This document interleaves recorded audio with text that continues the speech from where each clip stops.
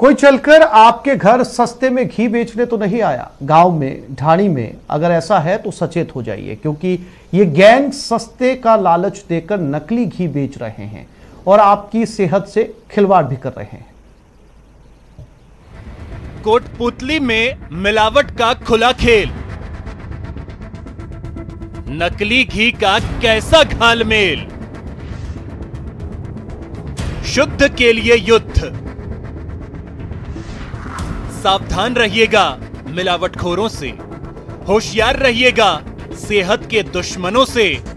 कोई लालच दे तो उसके झांसे में भूलकर भी मत आइएगा, क्योंकि ये लालच आप पर, आपकी सेहत पर और आपकी जेब पर भारी पड़ सकता है। नकली घी बेचने और यहीं अपने जो रेजिडेंस है, झोंपड़िया टाइप बना रखी है, उन्हीं में ये बना के 6 लोगों को हमने, गुजरात के रहने वाले लोग हैं और यहाँ आके गांव में और शहर में जो नकली घी बेच रहे थे, उनको हमने गिरफ्तार किया है और उनकी पोजीशन से बनाने की फैक्ट्री टाइप बना रखी है वो जब्त की है और करीब 2 क्विंटल से ज़्यादा नकली घी हमने पकड़ा है। दरअसल कोटपुतली में एक ऐसे गैंग का पता चला है जो है तो गुजरात का, लेकिन काला कारोबार यहाँ चलाता है। इसमें सबसे बड़ी खास बात यह है कि ये लोग शहर में और गांव में जो जिस तरह का ये सेल करते हैं, उसमें ये बताते हैं कि हमारे उस तरफ गायों की संख्या ज़्यादा है और हमारे घी का प्रोडक्शन ज़्यादा है, इस कारण हम यहाँ पे 300 साढ़े 300 पर केजी के हिसाब से बेचते हैं, अदरवाइज यहाँ पे तो 600-700 रुपये का रेट है। इस तरह का एक अलग ही तरह का लालच देकर ये लोगों को फंसा रहे हैं और नकली घी के नाम पर, असली घी के नाम पर नकली घी ये सेल कर रहे हैं। फिलहाल ये मिलावटखोर गैंग तो पुलिस के हत्थे चढ़ गया, लेकिन पुलिस सचेत कर रही है, क्योंकि इसी तरह के दूसरे गैंग गांव-गांव, ढाणी-ढाणी घूम-घूम कर लोगों से नकली घी का सौदा कर रहे हैं।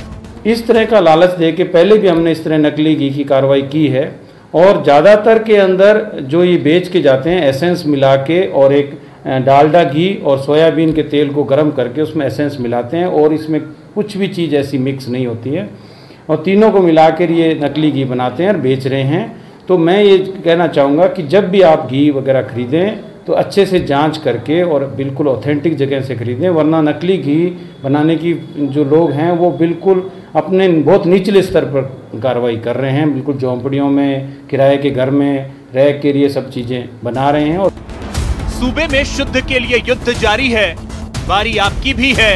उसी जगह से खाने पीने का सामान खरीदें जिस पर आपको भरोसा हो, विश्वास हो। Bureau report, news 18 network.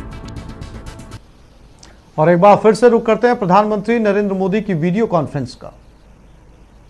जब सुबह सूर्योदय से लेकर के रात 9 बजे के दौरान 3 फेज बिजली मिलेगी तो यह नया सवेरा ही तो है। मैं गुजरात सरकार को इस बात के लिए भी बधाई दूंगा कि बाकी व्यवस्थाओं को प्रभावित किए बिना ट्रांसमिशन की बिल्कुल नई कैपेसिटी तैयार करके ये काम किया जा रहा है। इस योजना के तहत अगले 2-3 वर्षों में लगभग 3,500 सर्किट किलोमीटर नई ट्रांसमिशन लाइनों को बिछाने का काम किया जाएगा। मुझे बताया गया है कि आने वाले कुछ दिनों तक 1000 से ज्यादा गांवों में ये योजना लागू भी हो जाएगी। इनमें भी ज्यादा गांव आदिवासी बाहुल्य इलाकों में है। जब इस योजना का पूरे गुजरात में विस्तार हो जाएगा तो ये लाखों किसानों के जीवन को, उनकी रोजमर्रा की जिंदगी को पूरी तरह बदल देगी।